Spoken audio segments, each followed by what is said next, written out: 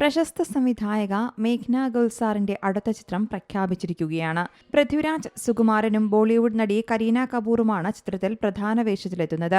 ചിത്രത്തിന് ദായിറ എന്നാണ് പേരിട്ടിരിക്കുന്നത്. കരീനയും പൃഥ്വിയും ഈ സിനിമയുടെ വിശേഷം സമൂഹമാധ്യമങ്ങളിലൂടെ പങ്കുവച്ചിട്ടുണ്ട്.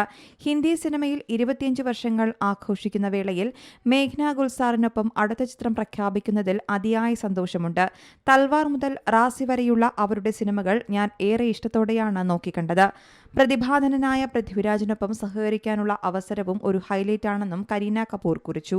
കരീന കപൂർ, സംവിധായക മേഘ്ന എന്നിവർക്കൊപ്പമുള്ള പൃഥ്വിരാജിന്റെ ആദ്യ ചിത്രം കൂടിയാണ് ഇത്. ചിത്രത്തിൽ പൃഥ്വിരാജ് ഒരു പോലീസ് ഉദ്യോഗസ്ഥന്റെ വേഷത്തിലാകും എത്തുകയെന്നാണ് റിപ്പോർട്ടുകൾ. ചിത്രത്തിൽ അഭിനയിക്കാനായി ആയുഷ്മാൻ ഖുറാന, സിദ്ധാർത്ഥ് മൽഹോത്ര എന്നിവരെ പരിഗണിച്ചതായും റിപ്പോർട്ടുകളുണ്ട്.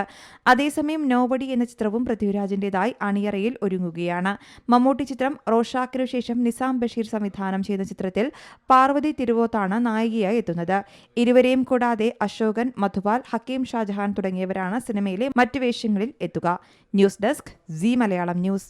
ഏറ്റവും പുതിയ വാർത്തകളും വിശേഷങ്ങളും വിരൽത്തുമ്പിലറിയാൻ സീ മലയാളം ന്യൂസ് എല്ലാ ഡിജിറ്റൽ പ്ലാറ്റ്ഫോമുകളിലും ലഭ്യം.